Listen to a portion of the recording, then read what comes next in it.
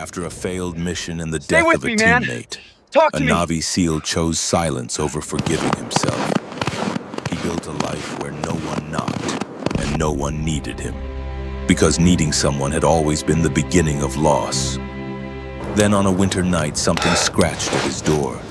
Not a threat, not a man, but a German shepherd puppy carrying a newborn baby. Would he keep running from the past or accept this special mission placed before him? Thank you for listening to this moment.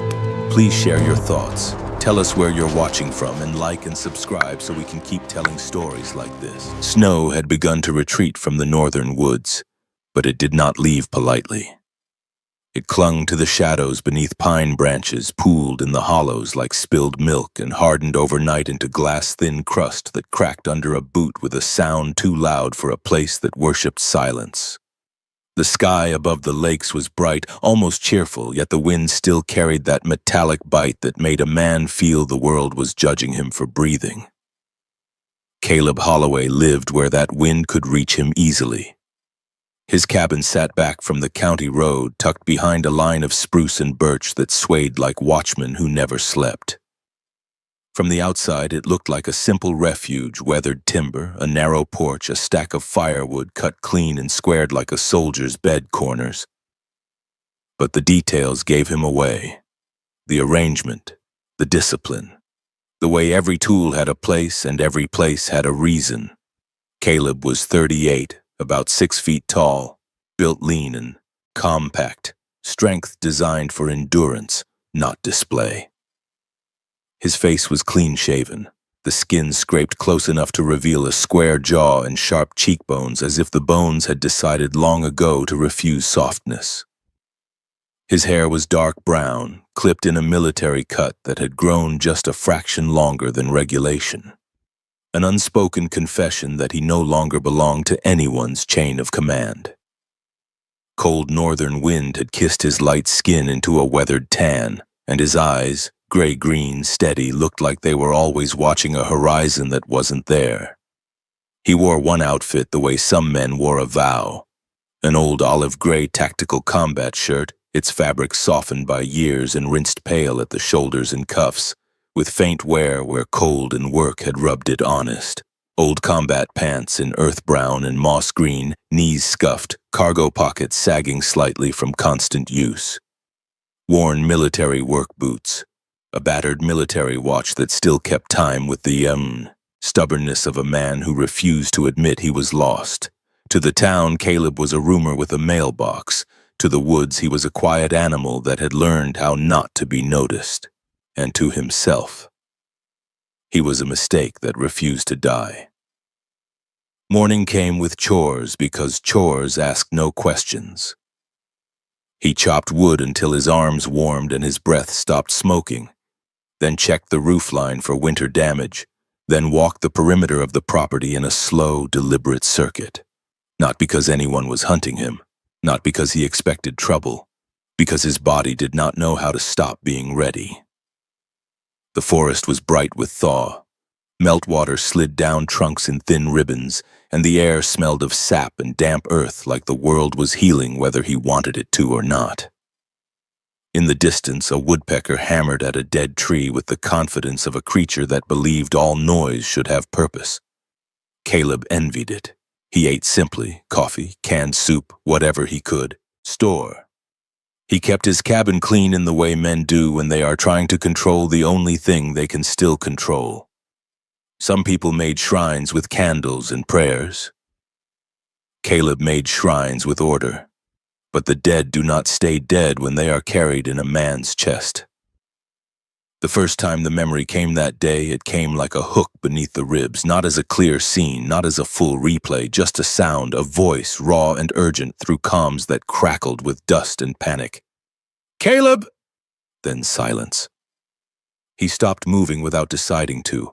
His gloved hand hovered above the firewood stack, fingers curling as if trying to hold something that no longer existed.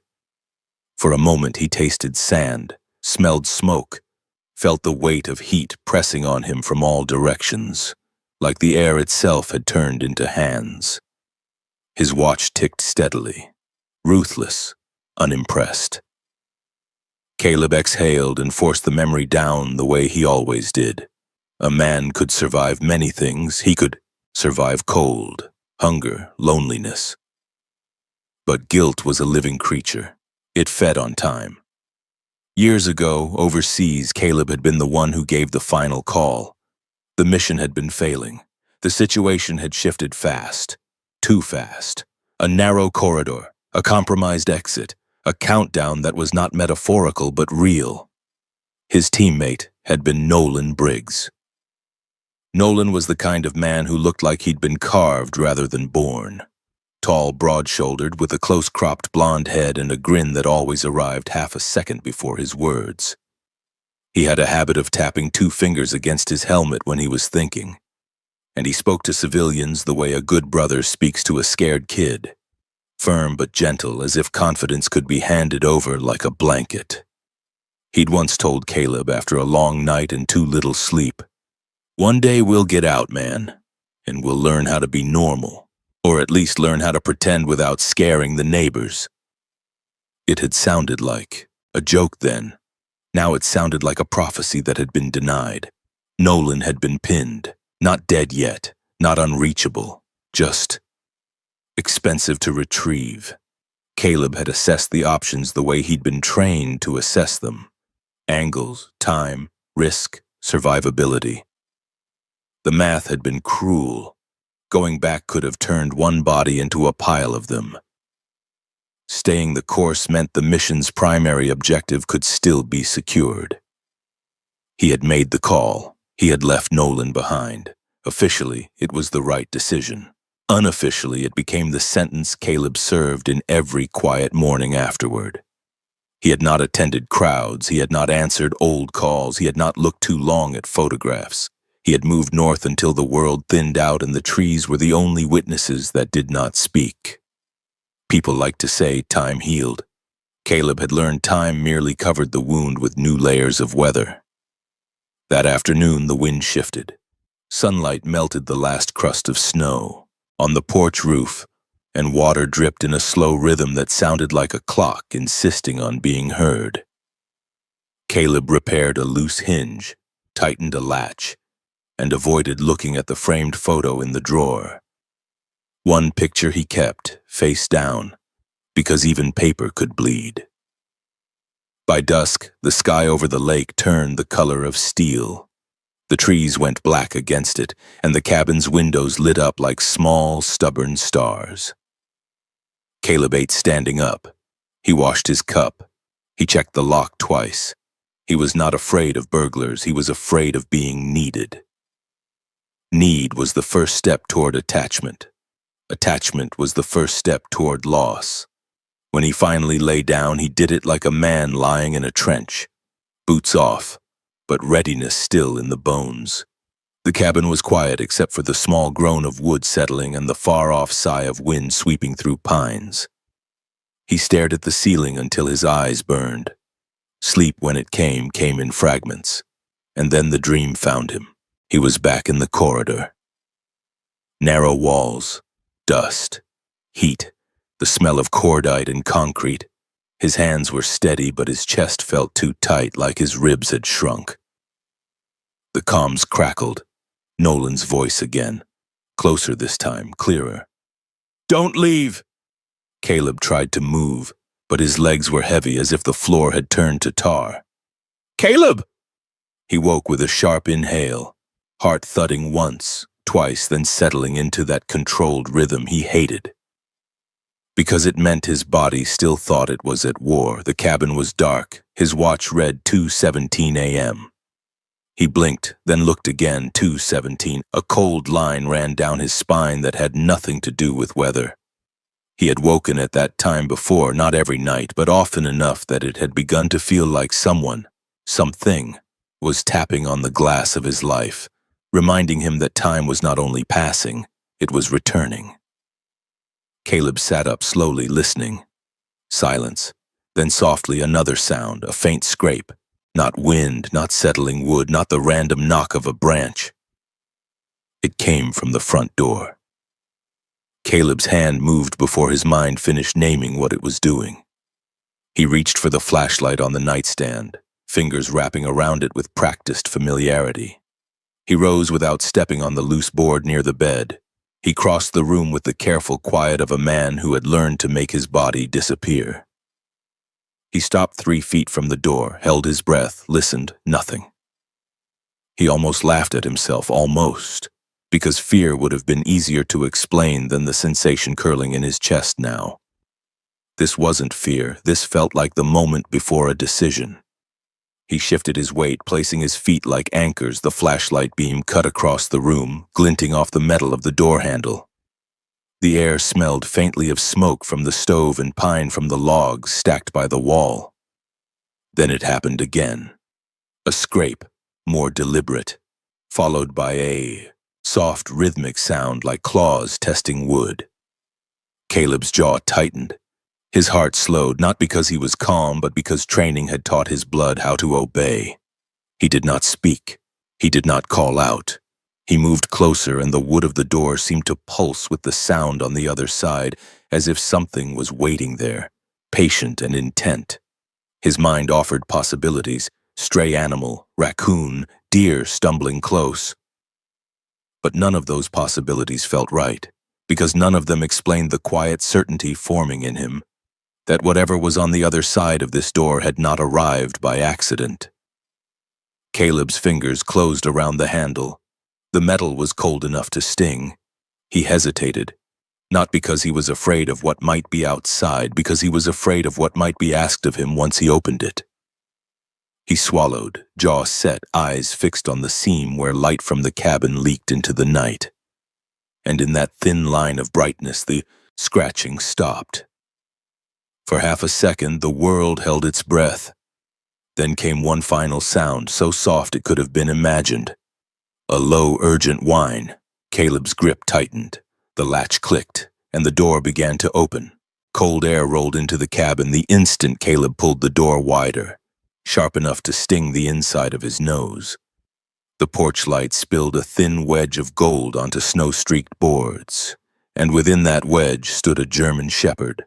Large, black and tan, built the way working dogs were built, all purpose and restraint. The dog did not bark. He stood squarely, shoulders forward, chest broad, tail low but not tucked. Snow clung to the dark saddle of his coat and dotted his whiskers like salt. His ears were mostly upright, though the tips dipped just slightly, as if too many long nights had taught them to relax only halfway. His eyes were a deep amber brown, intelligent and watchful, not wild with panic, but tight with urgency. Caleb's first thought was simple and ugly: someone trained you. His second thought arrived an instant later, colder still, and someone let you go. Only then did Caleb see what the dog held. It was not a toy, not a rabbit, not the kind of offering the wood sometimes placed on a porch. It was fabric, small, pale, heavy with something inside. A baby's jacket, the kind bought for a child someone expected to keep warm. The collar was folded inward and the zipper was half stuck as though it had been yanked in haste. The dog's jaws gripped the shoulder seam with careful pressure, not crushing, not clumsy. The bundle moved faintly. A sound threaded through the night, thin and fragile. A newborn's breath trying to become a cry. Caleb's body reacted before his mind could form language. His stomach tightened. His shoulders drew back and his hands lifted slightly, empty, open, unsure whether to take or to ward off. The dog stepped forward one pace and stopped, not rushing Caleb, not pushing past him, just placing the bundle within reach, like a soldier delivering something that could not be dropped. Caleb's flashlight beam trembled once as it crossed the dog's face, a faint scar cut behind one ear. Old, healed, the kind you earned by being close to trouble. On his neck was no modern collar, only a worn strip of faded fabric, frayed at the edges as if something else had once been attached and torn away. Caleb swallowed. He had carried wounded men. He had dragged bodies. He had done things that should have turned him to stone. But this was not a mission. It was not an extraction. There was no plan, no perimeter, no backup. There was only a life, small enough to fit inside a jacket, trembling at the edge of his world. His mind threw up defenses like shutters. Call the sheriff, close the door, wait for daylight. This is not your problem. But the dog's eyes held his, steady and intolerably present, and Caleb felt a pressure behind his ribs, an old familiar ache that had nothing to do with fear and everything to do with responsibility. He lowered himself slowly, one knee to the porch boards. The cold seeped through his pants immediately, but he barely noticed. He reached for the bundle, with hands that suddenly felt too large, too rough for something this delicate. The dog did not release. Not yet. Caleb paused, breath held in his chest. It was a standoff made of silence and instinct. The dog's muzzle hovered inches from Caleb's fingers. His breathing was controlled, measured, as if he had decided that panic was a luxury he could not afford. Caleb looked up at him. "What are you?" he whispered, voice hoarse from sleep and years of disuse. The dog's ears flicked. He did not blink. Caleb tried again, softer. "Who sent you?" The dog's jaw loosened a fraction, and he placed the bundle into Caleb's hands with a gentleness that made Caleb's throat tighten. The infant was warm, but only barely. The baby's skin, what Caleb could see of it, was pale, flushed at the cheeks, and the lips had a faint bluish tint that made Caleb's training flare like a warning flare. The baby's fists opened and closed weakly as if trying to grasp air. Caleb's chest constricted. He turned, moved backward into the cabin, and the dog followed without hesitation, stepping inside as if he belonged there, as if he had been invited by something older than words. Caleb shut the door quickly, sliding the bolt into place. The sound of the lock felt loud in the small room. Then for a second, Caleb simply stood. The stove's embers glowed faintly. The cabin smelled of pine wood and coffee grounds. The baby made a tiny, strangled noise that might have been a cry if the body had strength to support it. Caleb moved. He laid the infant on the wooden table near the stove, spreading an old blanket beneath. He stripped off his own tactical shirt's outer layer, just enough to create a barrier, and wrapped it around the baby's chest, careful not to smother. His hands were steady, but his thoughts were not. How long? How cold? How close to gone? The dog, still silent, sat near the door, posture upright, eyes on the baby, then on Caleb, then on the window. He was assessing, scanning, guarding. Caleb fed the stove dry wood, coaxing the flames higher. Heat began to bloom across the room like a slow promise. He rummaged through his cupboards for the emergency supplies he'd kept out of habit. Powdered milk packets, a small pot, a clean cloth. He worked with the same calm efficiency that had once guided him through blood and chaos. But there was no radio this time. No voice in his ear telling him what to do next. Only the baby's shallow breaths and the dog's unwavering presence.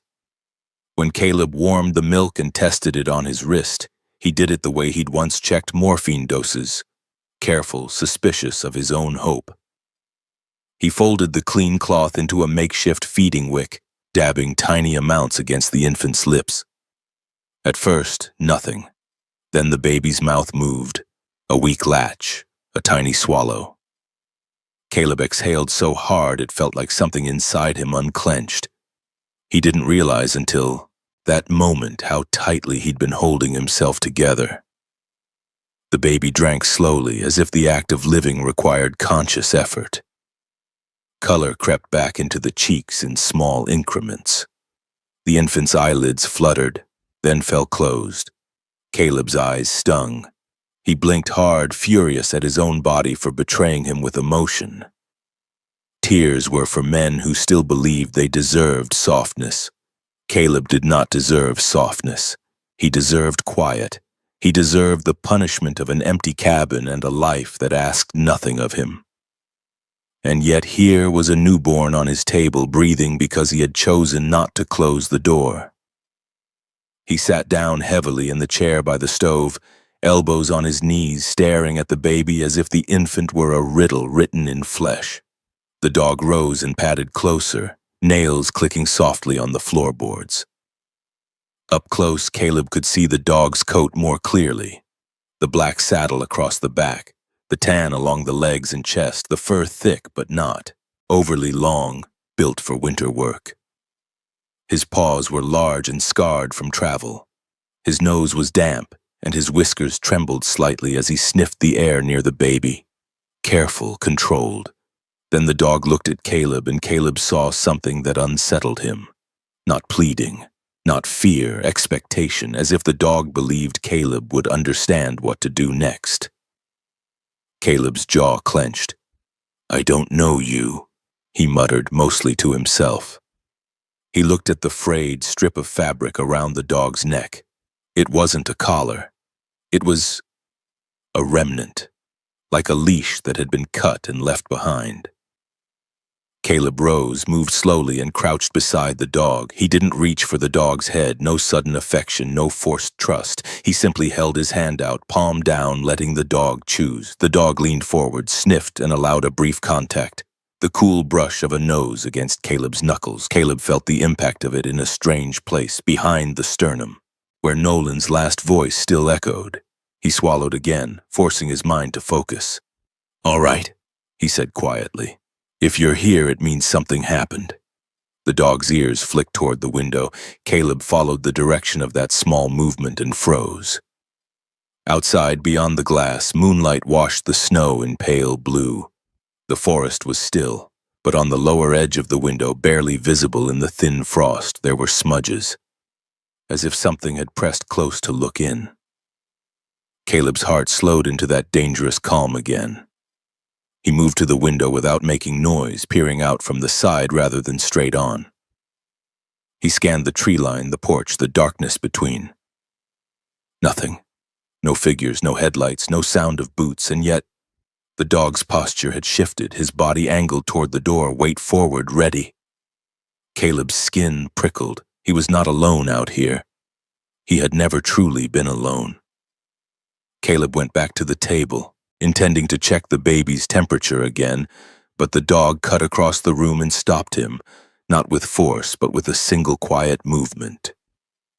The German shepherd placed himself between Caleb and the baby. Then with deliberate care, he lowered his head and nudged the infant's jacket, revealing something Caleb hadn't seen before, a tiny tag, stitched into the inner seam. Not a brand label. A hand-sewn marker, crude but intentional, as if someone had done it in a hurry with shaking fingers. 2 letters. C-H.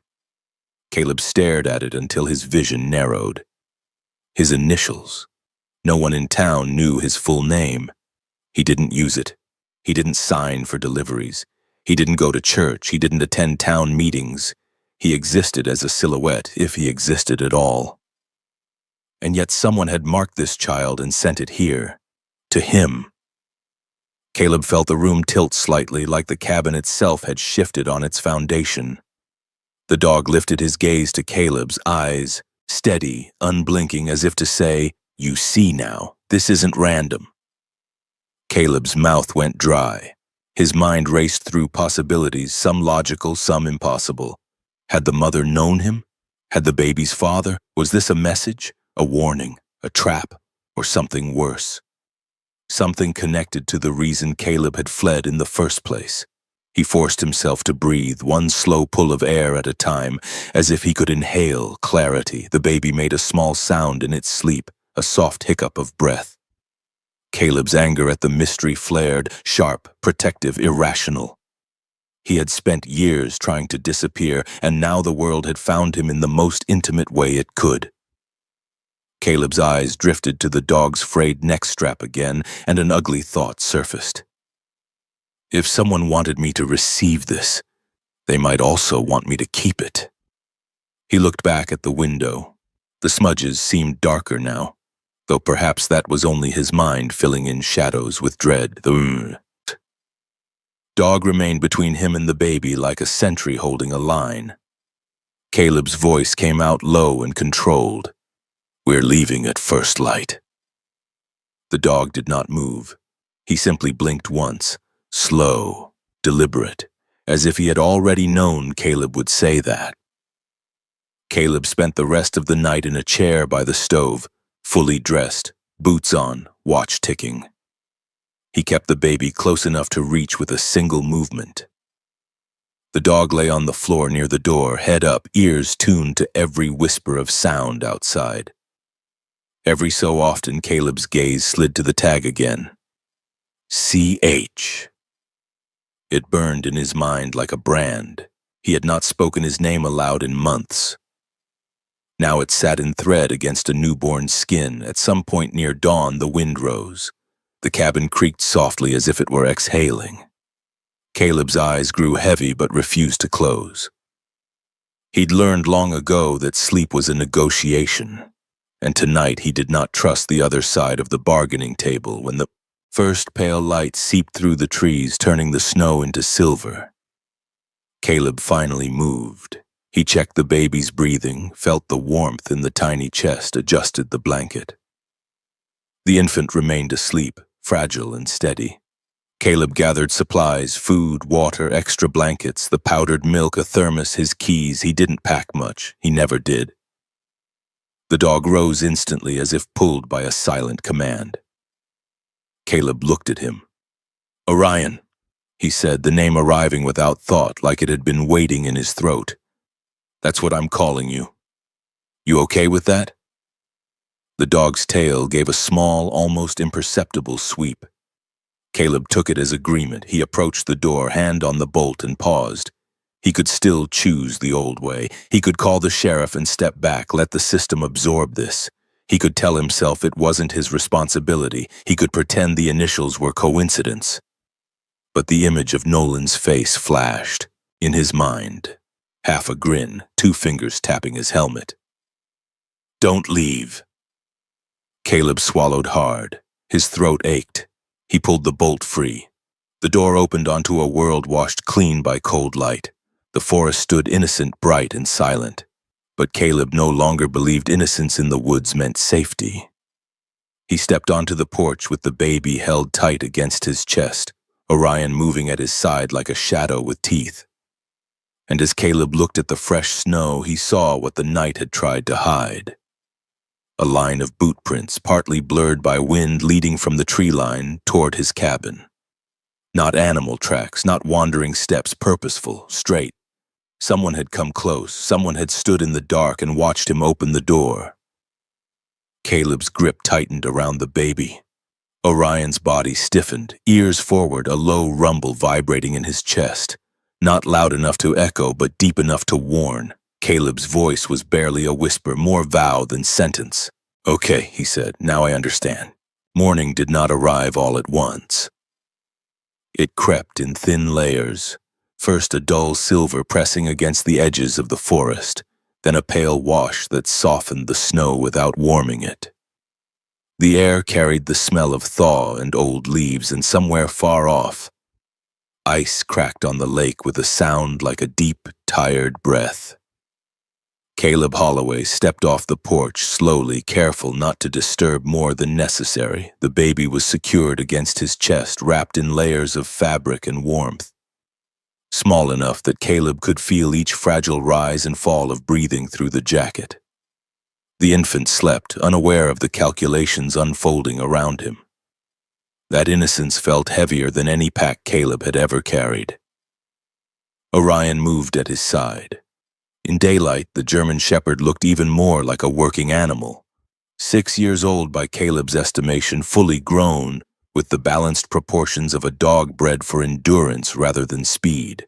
His black and tan coat caught the light, unevenly, the darker saddle dull and matte, the tan along his legs brushed with mud from the thaw.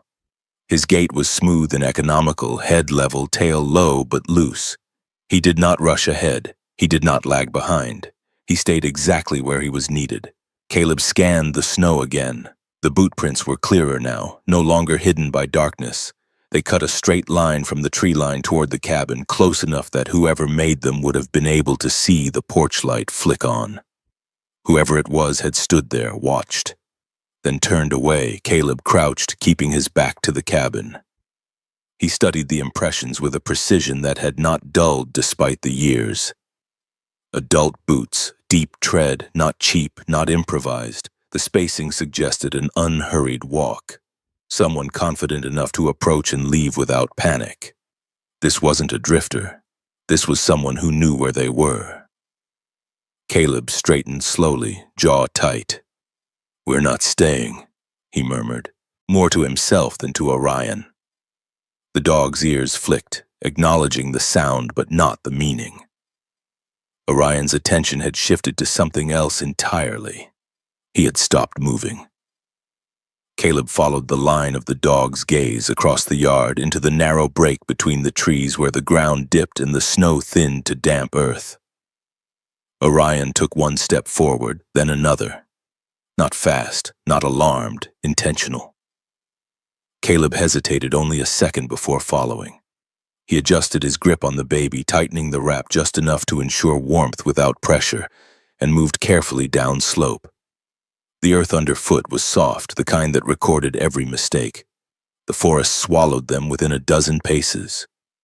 Here the light shifted, birch trunks glowed pale against shadow. Meltwater trickled in shallow channels that cut through old leaves and needles. The air felt close, heavy with scent. Wet bark, soil, something metallic Caleb did not like. Orion slowed. He lowered, his head, nose skimming the ground, then lifted it again, testing the air. His body language changed subtly. Shoulders set, neck stiffened, tail still. He circled once, then stopped beside a patch of disturbed earth. Caleb felt the change before he fully understood it. This place had been touched, not by animals, by hands. Caleb knelt, heart steady in that dangerous way he recognized too well. He brushed aside loose leaves, careful not to destroy what little evidence remained. The soil beneath was darker, freshly turned, and in it, half hidden, as if abandoned rather than buried, lay a small object, a ring, gold scratched, simple. Caleb picked it up slowly, holding it between thumb and forefinger. The metal was cold, damp, but unmistakably human. He turned it, and the inside caught the light. An inscription, worn but legible. 2 names, and a date that was far too recent. Caleb exhaled through his nose, a controlled release that did nothing to ease the weight settling. In his chest, he searched the ground again, more urgently now, and found the second ring a foot away, partially pressed into the mud. 2 rings, 2 people. His gaze lifted instinctively, scanning the surrounding trees, the slope beyond, the path back toward the cabin. No movement, no sound except Orion's breathing and the faint creak of branches. Caleb closed his eyes briefly. He had seen scenes like this before, scattered across deserts and cities and nameless valleys. The details changed. The outcome rarely did. He slipped the rings into his pocket and stood, every sense sharpened. Orion had moved again. The dog padded forward, stopping at a narrow depression in the ground, a shallow hollow not deep enough to be called a grave, but too deliberate to be natural. The earth here was compressed as if weight had pressed down and been dragged away. Caleb swallowed. "No," he said quietly, though he didn't know what he was refusing. He approached the hollow, careful, methodical. There were no visible remains, no obvious blood. Whoever had done this had worked quickly, efficiently, and had taken what they came for. Caleb's mind assembled the pieces whether he wanted it to or not. A newborn still alive. Parents removed. Evidence disturbed, not erased. This wasn't an accident. This was a message, or a mistake someone hadn't had time to finish correcting. He straightened and turned back toward the cabin, a cold resolve settling into place. "We leave now," he said again, louder this time. Orion did not argue. They moved quickly but quietly, retracing their steps. Caleb's muscles burned slightly from the tension of carrying the baby while staying alert. The infant stirred once, making a soft sound against Caleb's chest, then settled again. When the cabin came back into view, Caleb slowed, scanning the perimeter. Nothing had changed. No new tracks, no signs of forced entry. Inside, the warmth felt almost obscene. Caleb laid the baby gently on the table again. Checked breathing, color, Warmth. Still stable. Still alive. Orion resumed his post near the door, but his head turned now and then toward the window, toward the woods. Caleb paced once, twice, then stopped. He needed information. And information meant people. That was the part he had been avoiding for years. He pulled a battered phone from a drawer, the kind that stayed powered off until absolutely necessary. He turned it on now, the screen lighting his face in harsh white. One bar of service flickered into existence, then two. Caleb stared at the contacts list, thumb hovering. There was one number he had never deleted, one man who still knew his full name. Caleb pressed call. The ringtone sounded too loud in the small cabin. Orion's ears tilted back briefly at the unfamiliar noise. The line connected after the third ring. "Yeah?" a voice said, low and rough, carrying the weight of too many long nights. "Who is this?" Caleb closed his eyes. "It's Caleb." There was a pause, a long one. Then, "Holloway?" The voice sharpened. "I thought you disappeared." "Mostly," Caleb said. "I need a favor." Another pause, shorter this time. "You don't call unless it's bad." "It's bad," Caleb said. "Where are you?" Caleb gave a location, vague but sufficient. He did not explain more than necessary. He never had. The man on the other end, Agent Marcus Reed of the State Investigative Unit, exhaled slowly. Reed was in his late 40s, lean with graying hair and a face that looked perpetually carved by suspicion. Years earlier, in a joint operation overseas, Caleb had dragged Reed out of a collapsing structure under fire. Reed had never forgotten that.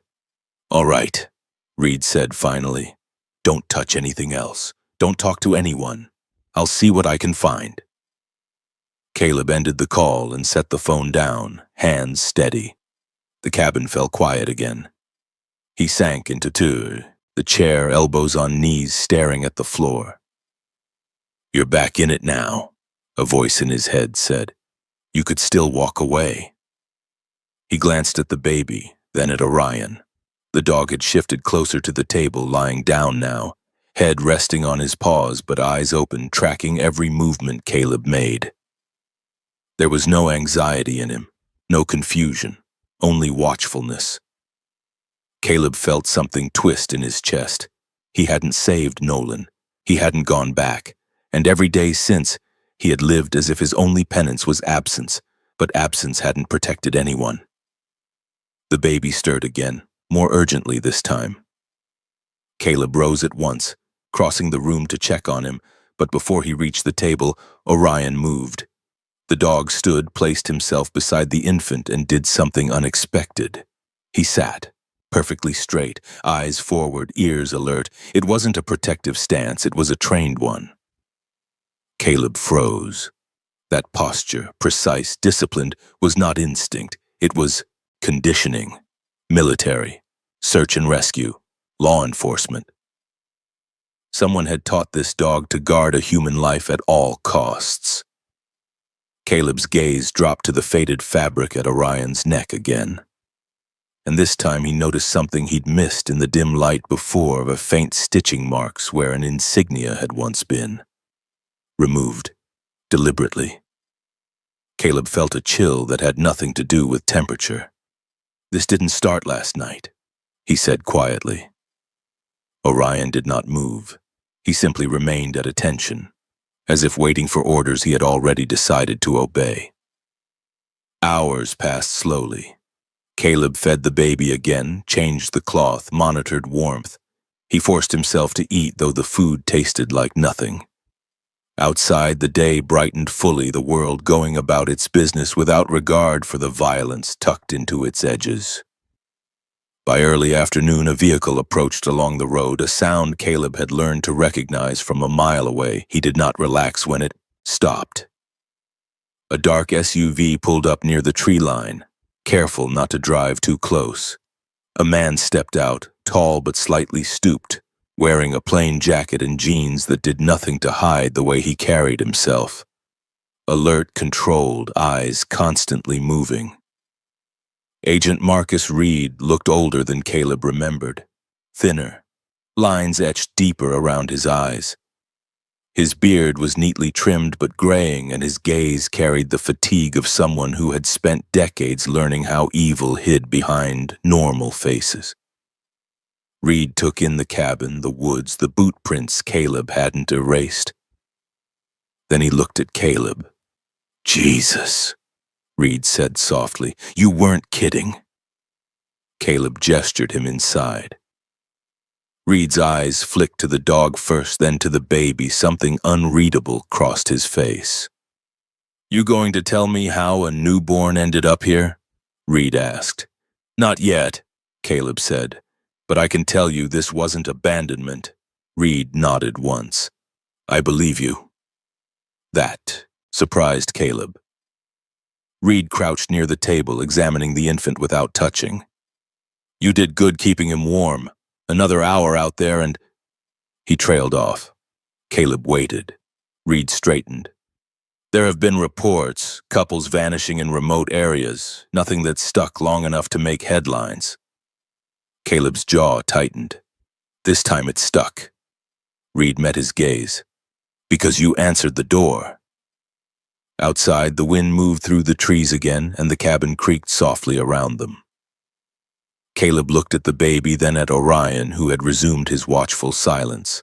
The pieces were falling into place, and he did not like the picture they were forming. Caleb stepped back onto the porch as Reed returned to his vehicle to make calls. The light was different now, less forgiving. The snow reflected it harshly, revealing every footprint, every scar in the ground. Caleb's life had been built on not being seen. Now something had gone to great lengths to find him. He rested a hand on the doorframe, feeling the grain of the wood beneath his palm. He had thought isolation was safety. He had been wrong.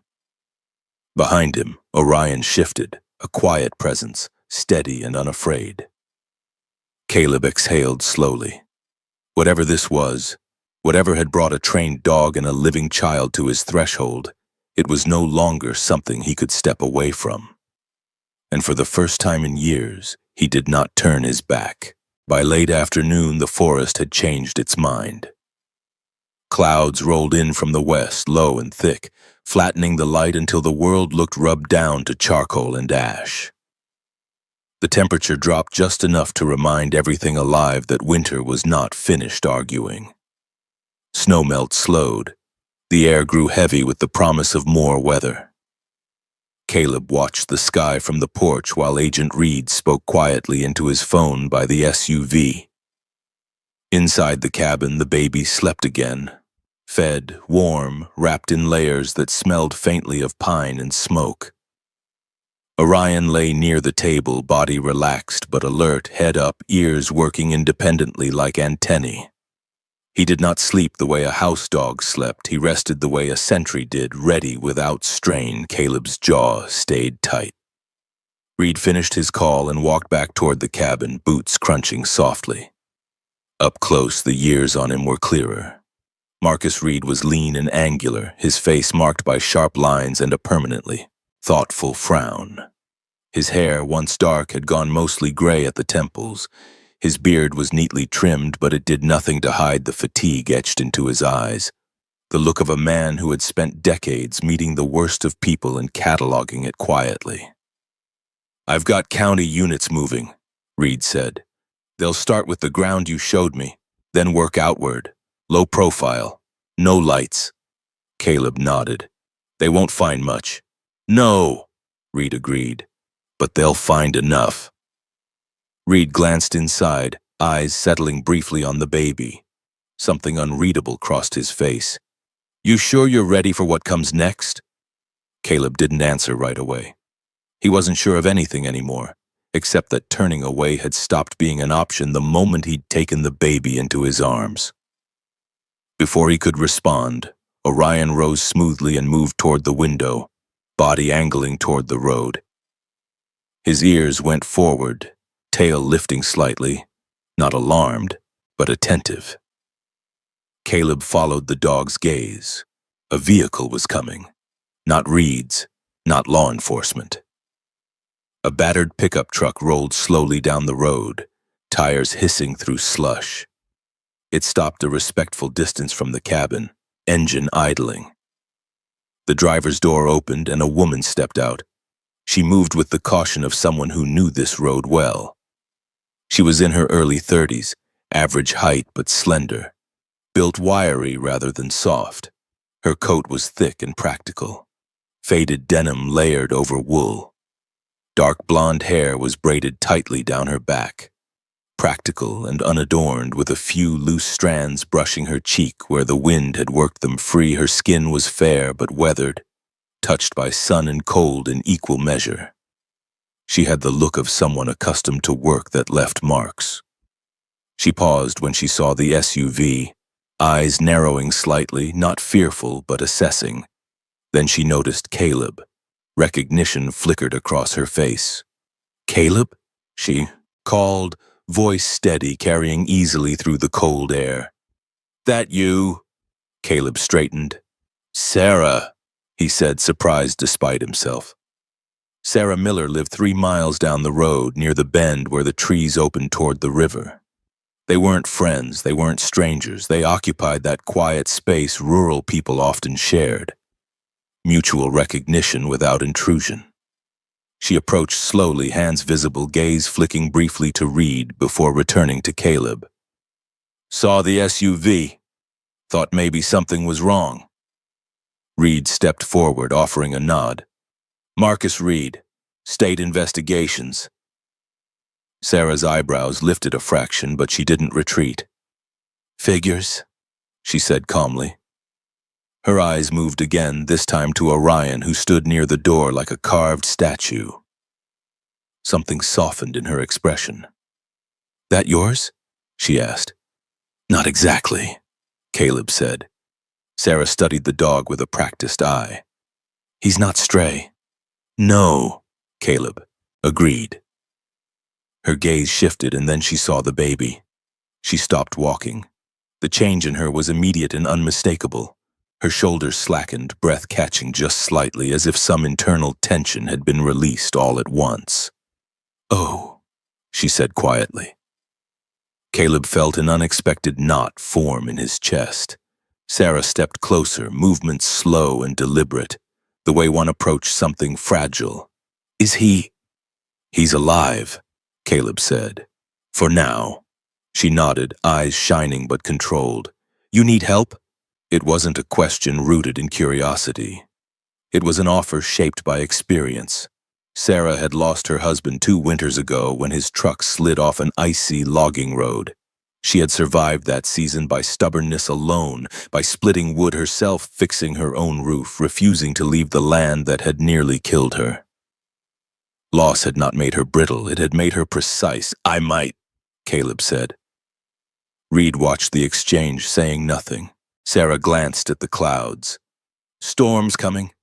Not a bad one, but enough to make roads ugly by nightfall." Caleb nodded. He already felt it in his bones. Sarah looked back at the baby, then at Orion. "If you're going to town," she said carefully, "you won't want to wait too long." Caleb hesitated. Town meant exposure, questions, systems.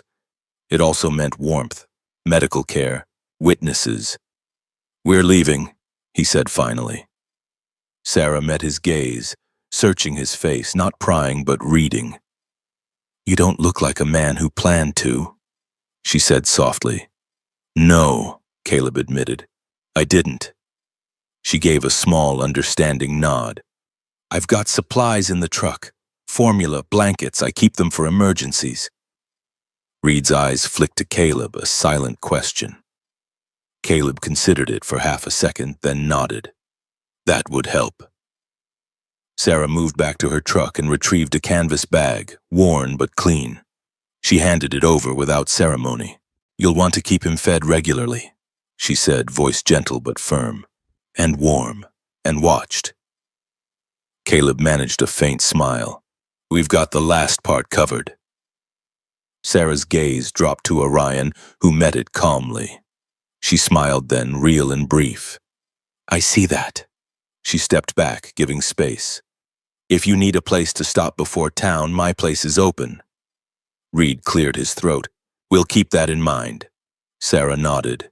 You do that. She looked at Caleb one last time. Be careful. Then she returned to her truck and drove off, tires crunching, disappearing around the bend as quietly as she'd arrived. The road fell silent again. Caleb let out a breath he hadn't realized he'd been holding. Good woman, Reed said. Yeah, Caleb agreed. Reed checked his watch. County units will work through the night. I'll stay close, but I can't be with you every step. I know, Caleb said. Reed hesitated, then added, whatever you're thinking of doing, don't do it alone. Caleb didn't answer. He packed efficiently, supplies first, then the baby, secured against his chest. Orion stayed close, adjusting his position instinctively, never getting underfoot. Before leaving, Caleb walked the cabin one last time. The table, the stove, the chair by the window. This place had been a refuge from memory. Now it felt like a staging ground. They stepped onto the road just as the first flakes of new snow began to fall, slow, deliberate, each one catching light before vanishing into the slush. Caleb moved with purpose, boots finding sure footing, body angled to shield the baby from wind. Orion matched his pace perfectly. They hadn't gone more than 100 yards when Orion stopped. Caleb halted instantly, heart spiking. What is it? He whispered. Orion turned his head slightly, not toward the woods this time, but toward the sky. Caleb followed his gaze. The clouds overhead parted briefly, revealing a narrow strip of pale blue. For a moment, sunlight broke through, illuminating the road ahead in an almost unnatural clarity. Then it was gone. The snow resumed, thicker now. Caleb frowned. Okay, he murmured, unsure why the moment unsettled him so deeply. They continued. Half a mile down the road, Orion slowed again. This time he lowered his head and began to pull gently but insistently toward a narrow trail that cut off through the tree. Caleb resisted. No, he whispered. Town's that way. Orion did not relent. He braced his paws and leaned back, strength controlled, eyes fixed on Caleb with an intensity that made Caleb's pulse jump. Orion, Caleb said more sharply now. The dog let out a low sound, not a growl, not a whine, something in between, a warning. Caleb's mind raced. He scanned the road ahead, empty, quiet, too quiet. Then he heard it, faint, distant, the sound of another engine approaching, fast. Caleb's blood went cold. Orion tugged again, harder this time. Teeth catching the edge of Caleb's sleeve, careful not to tear, but impossible to ignore. Caleb understood in a flash. The road was no longer safe. Without another word, he stepped off the road and into the trees, letting Orion lead. The trail was narrow and slick, barely visible beneath fresh snow. Caleb moved carefully, muscles burning as he adjusted his weight to protect the baby while navigating uneven ground. Branches clawed at his jacket. Cold seeped into his boots. Behind them, the engine sound grew louder, then faded. Caleb did not look back. They emerged into a small clearing a few minutes later, hidden from the road by a thick stand of spruce. Caleb paused, breath ragged, heart pounding. Orion released his sleeve and sat, panting lightly, eyes still trained in the direction they'd come from. Caleb crouched, pressing his forehead briefly to the baby's hat, grounding himself in the warmth and reality of the small body he carried. Good call, he whispered to Orion. The dog's tail flicked once. Caleb rose slowly, scanning the clearing. Whatever was happening now, it had moved beyond coincidence. Someone was searching, and Orion had known. They waited in the trees until the light began to fail, the snow thickening into a steady curtain. When Caleb finally moved again, he chose a different path, longer, less direct, but safer.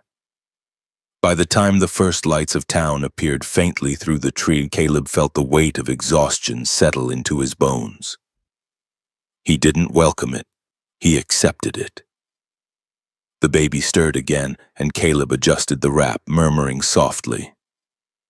Behind him, Orion moved without sound, a dark shape against the snow, loyal and unyielding. Caleb no longer doubted one thing. This dog had not simply brought the child to him, he had brought him away from something. And whatever that something was, it was still close enough to be dangerous. The town did not announce itself. It emerged gradually, as if reluctant to interrupt the forest's long conversation with silence. First came the thinning of trees, then a sagging fence half buried in snow. Then the faint glow of lights smudged against the early evening sky. The road widened, smoothed by plows and patience, and suddenly there were houses, close enough to hear each other breathe. Caleb slowed his pace. The baby slept against his chest, bundled tight, warm now in a way that felt almost miraculous. Each small breath steadied him, anchored him to the present. Orion stayed at his left side, posture calm, head moving in slow arcs as he scanned storefronts, windows, corners. He did not pull, he did not hesitate. This place, at least for the moment, did not feel like a threat. The town of Birch Hollow had once been a logging stop, its bones still visible in the heavy beams of the old buildings and the wide doors that hinted at machinery long gone. Now it lived, quietly sustained by winter tourism, fishing, and the stubborn refusal of its people to leave land that remembered them. Caleb felt those eyes even before he saw them. A few people paused as he passed, a man locking up a hardware store, broad and square-faced with a gray mustache that twitched as he frowned. A woman sweeping snow from her stoop, tall and sharp-featured, hair pulled back in a no-nonsense bun, a teenager leaning against a truck, curiosity poorly hidden behind practiced indifference. No one stopped him, but no one missed him either. They noticed the baby. They noticed the dog. And they noticed the way Caleb moved, protective, alert, a man who looked like he had not come here by accident. Caleb headed straight for the clinic. It was a modest building near the center of town, painted white with green trim, its windows glowing warmly against the gray dusk. A simple sign swung gently in the wind, Birch Hollow Medical. He pushed the door open with his shoulder. Warmth hit him like a wave. Inside, the smell of antiseptic mingled with coffee and wool coats. A woman behind the desk looked up sharply, then stood so quickly her chair scraped the floor. "Oh my God," she said softly. Her name was Helen Brooks. She was in her early 40s, average height, sturdy in the way of someone who worked long hours on her feet. Her brown hair was cut just above the shoulders, practical and streaked faintly with silver. Her face was open, kind, but carried the careful seriousness of someone who had learned not to waste reactions on things she could not change. She took in the baby first, then Caleb, then Orion. "Come," she said immediately, already moving. "Room 3. Now." Caleb followed without question. Helen guided them into a small exam room, motions precise but gentle. "You can set him here," she instructed, pulling gloves from a box and snapping them on. "You did well keeping him warm." Caleb stepped back only when she nodded. He stayed close, hands hovering uselessly, heart pounding in a way that felt foreign and unwelcome. Helen examined the baby carefully, checking vitals, listening to breathing, assessing skin color and reflexes. Her expression tightened, then eased. "He's stable," she said finally. "Cold exposure, yes, but no immediate trauma." Caleb released a breath he hadn't realized he'd been holding. Helen looked up at him then, eyes sharp. "Where did you find him?" "Near my place," Caleb said. "In the woods." She glanced at Orion, who sat by the door quiet as stone. "With the dog?" "Yes." Helen hesitated. "We've had reports." Caleb's jaw set. "I figured." Before she could continue, the door opened again. A man entered, tall and broad-shouldered, with dark hair cropped close and a beard trimmed tight along a hard jawline.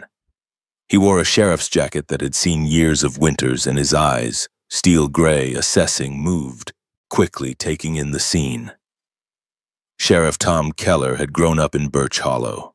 Loss had shaped him early, a brother gone to opioids, a father lost to a logging accident. It had made him steady rather than bitter. Reactions cost time. Keller didn't waste either.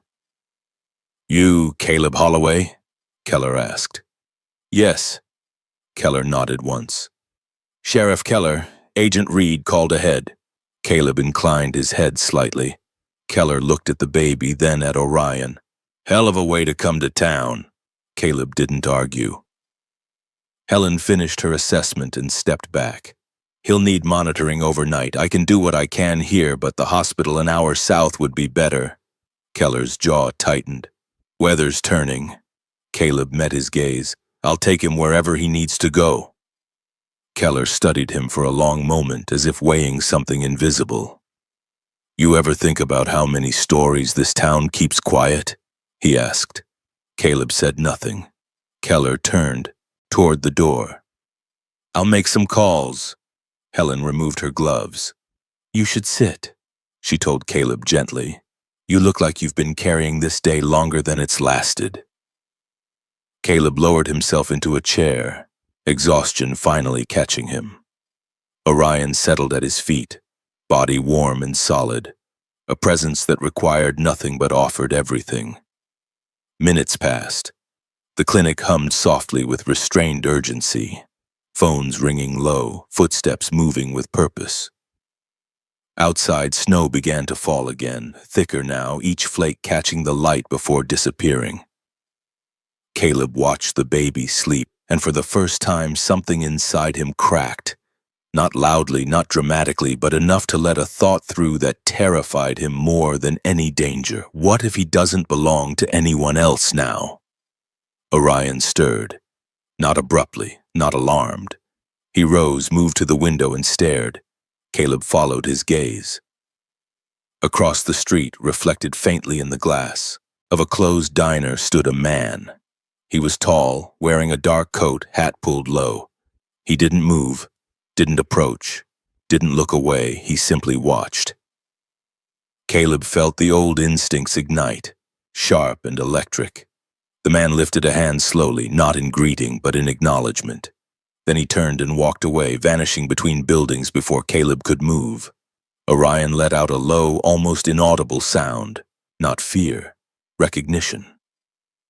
Caleb's pulse hammered. Someone knew where he was. Sheriff Keller returned moments later, unaware or pretending to be of what had just happened. "Hospital transport's delayed," Keller said. "Storm's closing roads faster than expected. He'll stay here tonight." Helen nodded. "That's fine, I'll watch him." Caleb stood. "I'm staying." Keller studied him. "That wasn't a request." Caleb's eyes were steady. "Neither was that." A beat passed. Then Keller nodded once. "All right." The night deepened. The clinic lights dimmed. The baby slept under Helen's careful watch. Caleb sat nearby, hands clasped, thoughts racing. He replayed the image of the man in the window, the calm, the certainty. That wasn't curiosity, that was confirmation. Orion lay alert, eyes half-lidded but awake. Whatever had begun in the woods had followed them here. And Birch Hollow, quiet, watchful Birch Hollow, was about to remember something it had tried very hard to forget. Caleb leaned forward, resting his elbows on his knees. He had run once. He would not do it again. Night settled over Birch Hollow with a patience that felt deliberate.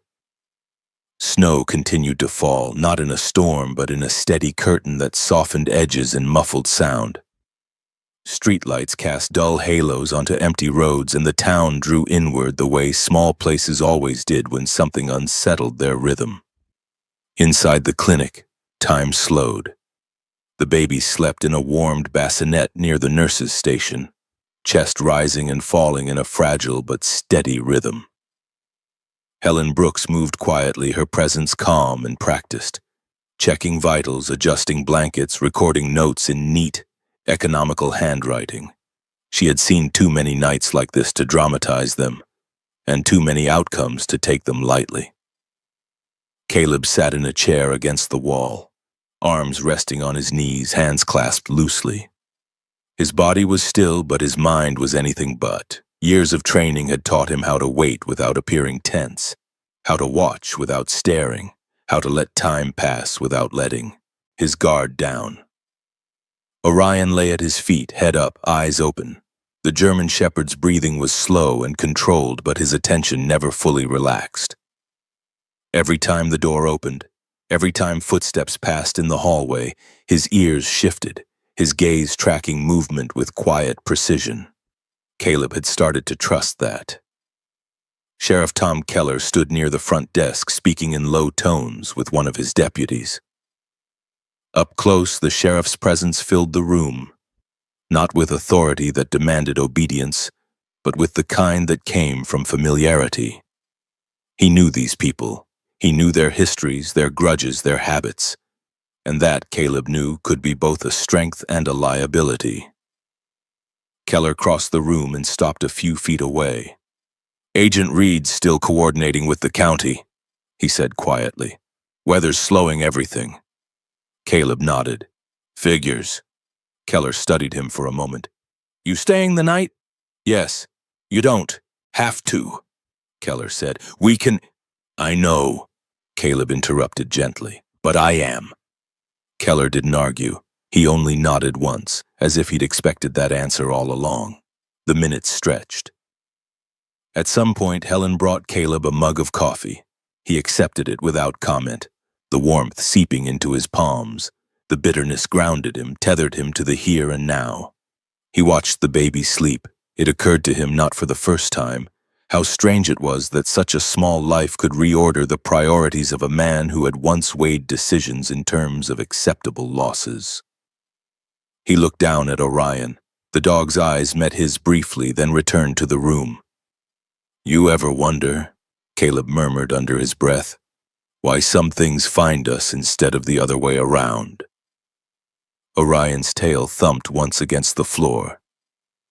Not agreement, acknowledgement. Hours later, how many, Caleb couldn't say, the clinic door opened again. A woman stepped inside, stamping snow from her boots. She was in her late 30s, average height, slim but strong, with dark hair pulled back into a loose knot that practical necessity, not vanity, had dictated. Her coat was thick and worn, her gloves mismatched. Her face was pale from the cold, but her eyes were sharp and observant. This was Mary Collins. She worked with the county as a licensed social worker and pediatric nurse, an unusual overlap born from a past that had forced her to learn how systems failed children long before they helped them. Years ago, she had lost her young daughter and husband in a highway accident during a relocation process gone wrong. Since then, Mary had redirected her grief into methodical compassion. She did not rush. She did not soften the truth. She carried kindness like a tool, not a performance. Mary paused when she saw the baby, her expression tightening almost imperceptibly before smoothing into professional calm. "I'm Mary," she said quietly, approaching. "I was called in." Helen greeted her with a nod and brief update. Mary listened carefully, asking only essential questions, then bent to examine the infant with practiced hands. "He's strong," she said after a moment. "Cold, frightened, but strong." Caleb felt a strange relief at the word, as if it applied to more than just the baby. Mary looked up at him. "You're the one who brought him in?" "Yes." Her gaze held his, not interrogative, but attentive. "You've done this before," she said. Caleb hesitated. "Not like this." She accepted that answer without probing. Orion rose slowly and moved closer, positioning himself near Mary but not between her and the baby. His posture was alert, neutral, evaluating. Mary noticed immediately. "He's trained," she said softly. "Yes," Caleb replied. "We think so." Mary studied the dog with interest. "He's not anxious?" she noted. That tells me he trusts the situation, or he trusts you. Caleb didn't respond. Mary straightened. I'll need to file a report, she said gently. Temporary custody procedures, it doesn't mean the child will be taken from you immediately. Caleb's jaw tightened. I know how the system works, Mary nodded. Then you also know it works better when people stay. Her words settled heavier than she intended. Caleb looked away. As Mary prepared paperwork at the desk, Orion suddenly stiffened. Not in alarm, in focus.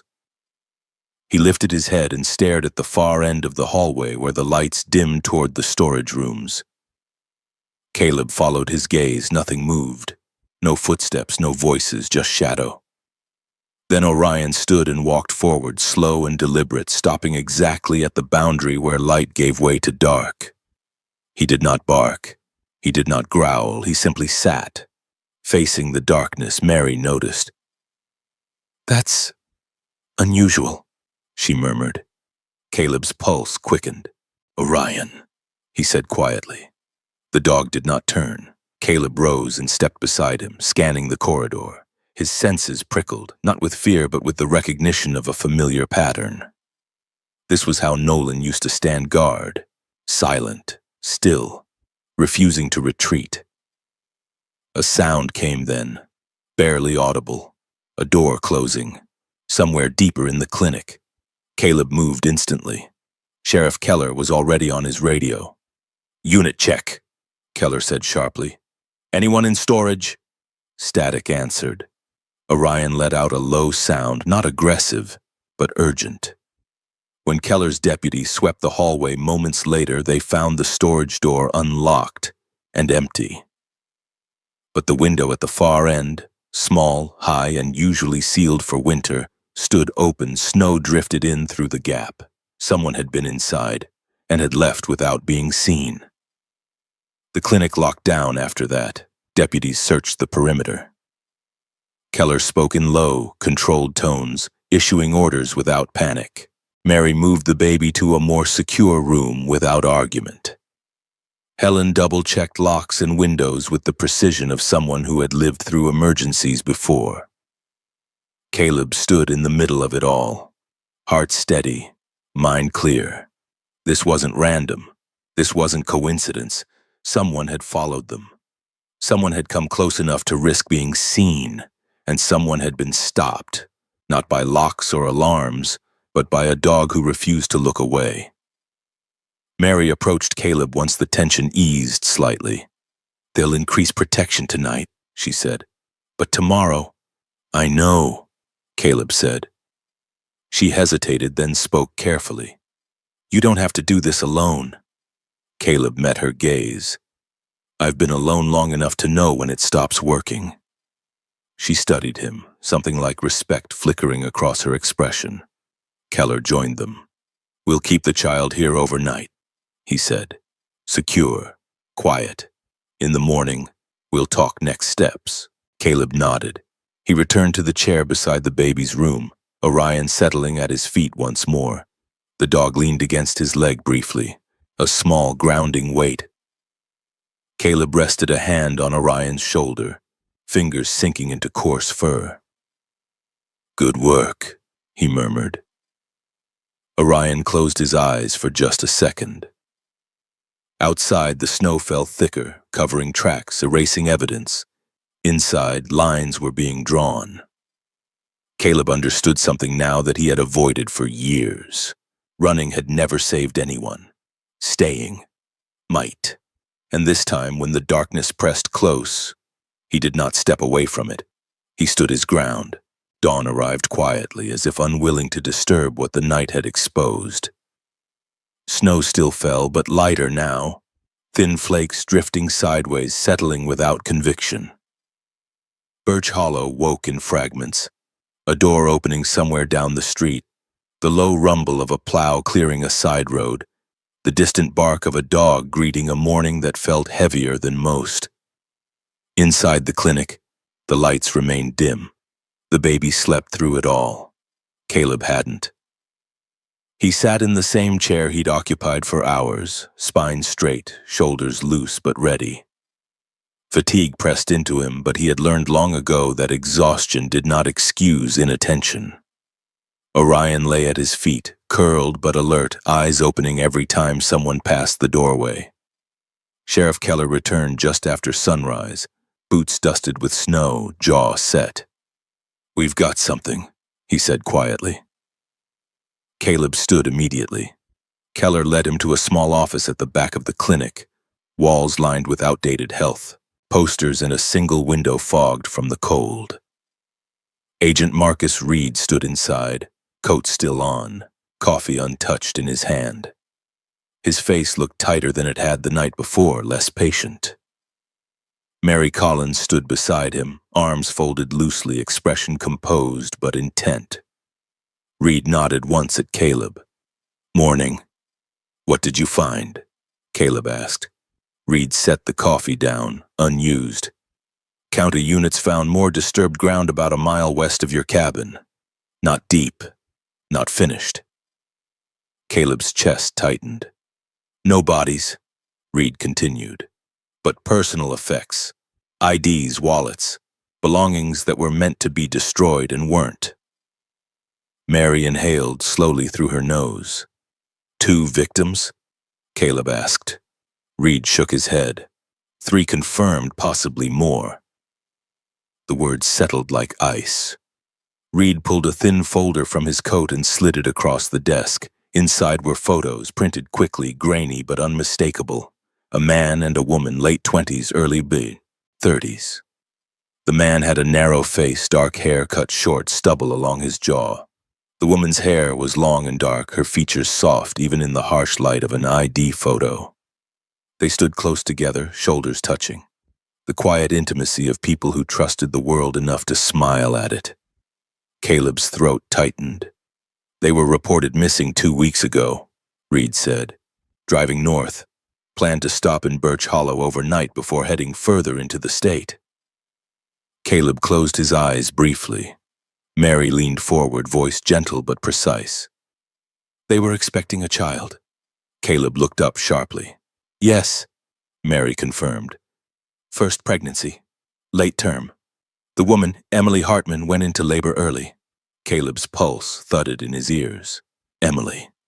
The name hit him harder than he expected, not because it was rare, but because it echoed something buried. He swallowed, forcing himself to focus. Reed continued, "Hospital records show she checked into a rural ER about 40 miles south, delivered the baby, healthy, discharged early against recommendation." "Why?" Caleb asked. Reed's mouth tightened. "Fear. Someone was following them." Silence stretched. Mary's gaze flicked to Caleb. "They didn't trust the system," she said softly. "Not fully." Caleb exhaled slowly. "So they ran," he said. "Yes," Reed replied, "and whoever was hunting them caught up." Caleb leaned back against the wall, the weight of it pressing down hard. Mary opened another file. "There's more." She turned the page and revealed a handwritten note, photographed and enlarged. Caleb recognized it instantly. The same stitching, the same careful shaking and tension. 2 letters, written at the bottom of the note. C.H. Caleb felt the room tilt. "They knew your name," Reed said. "Not personally, but indirectly." "How?" Caleb asked, though part of him already knew. Reed met his eyes. "Because of a man named Nolan Briggs." The air left Caleb's lungs in a rush. Reed continued, voice steady. "Emily Hartman was Nolan's cousin." Caleb stared. "She knew he served," Reed went on, "knew he died on a mission, knew his team leader's name because Nolan talked about you in his letters." Caleb's chest constricted painfully. Mary spoke carefully now. "When things started going wrong, Emily remembered those letters, remembered the name Nolan trusted." Caleb shook his head slowly. "I didn't save him." "No," Mary said gently. "But he believed you would save someone else." The words cut deep. Reed leaned against the desk. Emily and her husband tried to disappear, but the man following them, this isn't his first time. He targets couples in transit, isolated, vulnerable. He doesn't rush. He waits until there's no help close enough. Caleb clenched his fists. "What about the baby?" he asked. Reed's gaze softened just a fraction. Emily gave birth alone, then fled with the child. She was injured, exhausted, but she made one decision right. "She sent the baby to me," Caleb said quietly. Mary nodded. "Through the one protector she still had." All eyes shifted to Orion. The dog lay near the door, head resting on his paws, ears angled toward the room. He had not moved since they entered. "He belonged to Nolan," Reed added. "Military working dog. Retired after an injury. Nolan took him in." Caleb felt something break open in his chest. "Nolan trained him," he whispered. "Yes," Reed said. "And when Nolan died, Orion went to family Emily. He stayed with them." Caleb closed his eyes. The circle completed itself with brutal clarity, as if summoned by the weight of the moment. Orion stood. He walked into the office slowly, deliberately, and stopped in front of Caleb. Then, for the first time since Caleb had known him, Orion did something unexpected. He sat and placed one paw gently against Caleb's boot. The contact was light, intentional, not a command, a choice. Caleb felt his vision blur. Nolan used to do that, tap a foot, a shoulder, small gestures that said, "I'm here, you're not alone." Caleb knelt without thinking, resting a hand on Orion's head. The dog leaned into the touch, eyes closing briefly. Mary looked away, blinking. Reed cleared his throat. The moment passed, but its meaning did not. "What happens now?" Caleb asked. Reed straightened. "We hunt him, carefully. He's local, knows these roads, but he made a mistake coming into town." Keller stepped into the doorway then.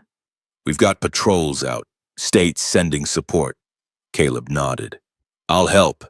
Reed studied him. "Officially?" Caleb met his gaze. "Unofficially." Reed considered it, then nodded once. "You stay within sight. You follow instructions." Caleb accepted that. Mary stepped closer. "And the baby?"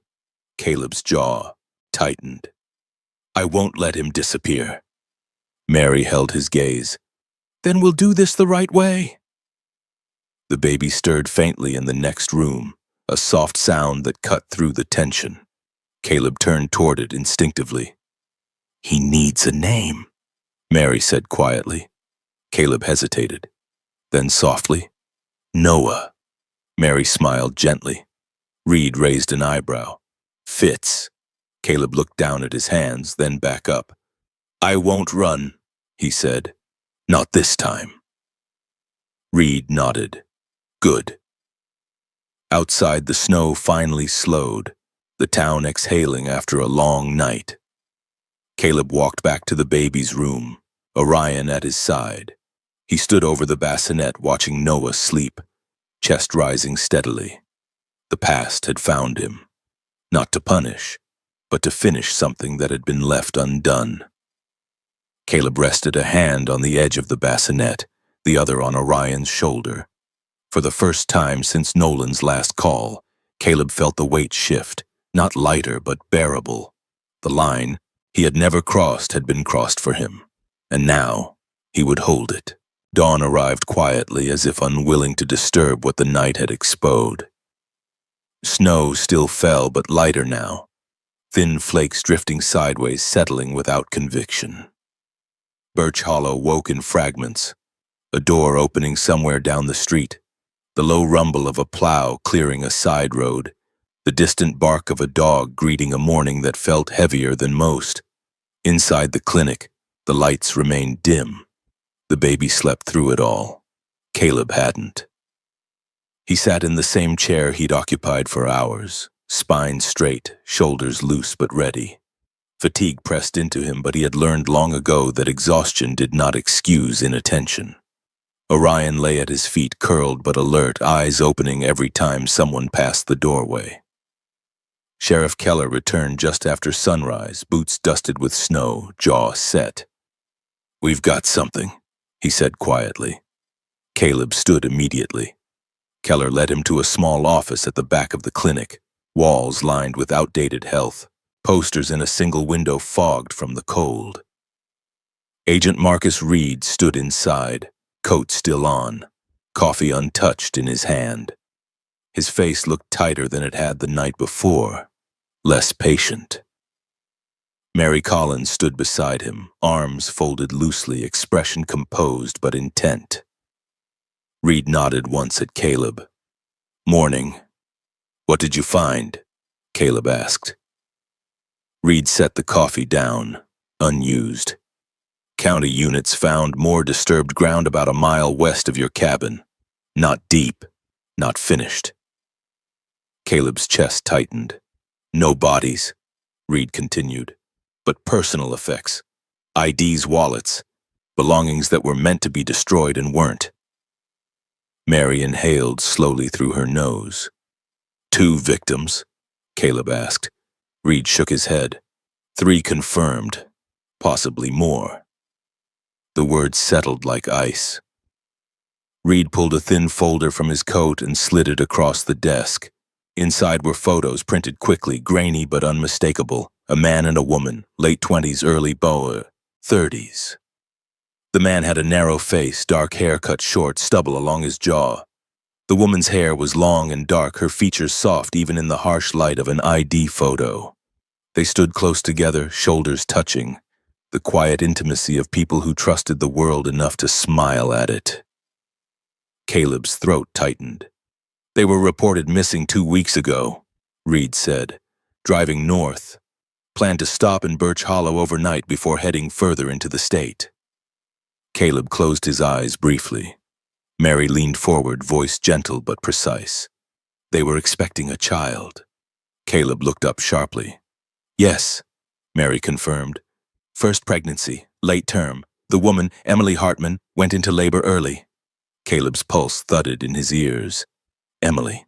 The name hit him harder than he expected, not because it was rare, but because it echoed something buried. He swallowed, forcing himself to focus. Reed continued. "Hospital records show she checked into a rural ER about 40 miles south.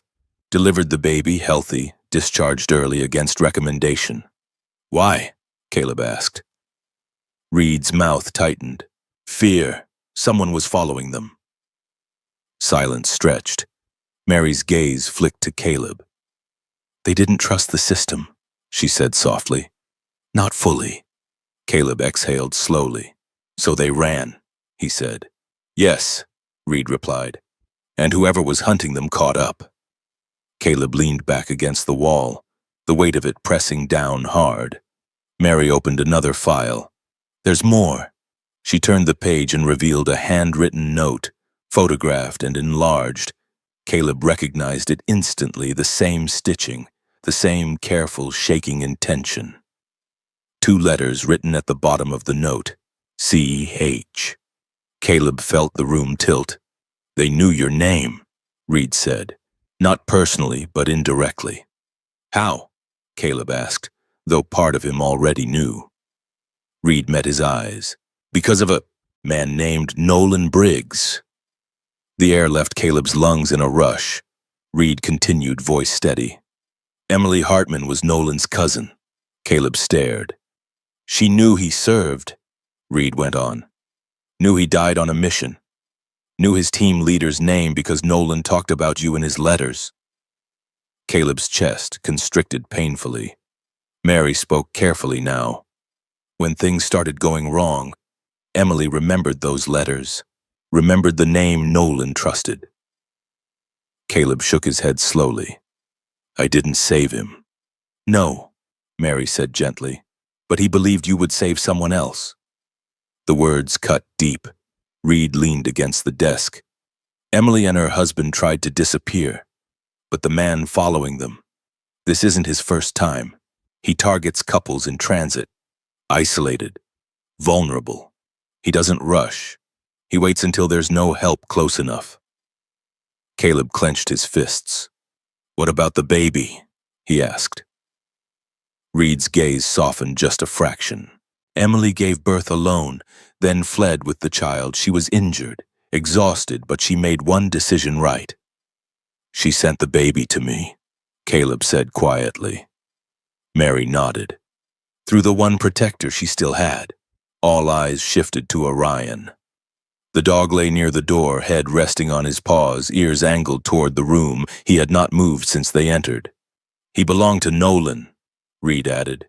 Military working dog, retired after an injury. Nolan took him in. Caleb felt something break open in his chest. Nolan trained him, he whispered. Yes, Reed said. And when Nolan died, Orion went to family, Emily. He stayed with them. Caleb closed his eyes. The circle completed itself with brutal clarity. As if summoned by the weight of the moment, Orion stood.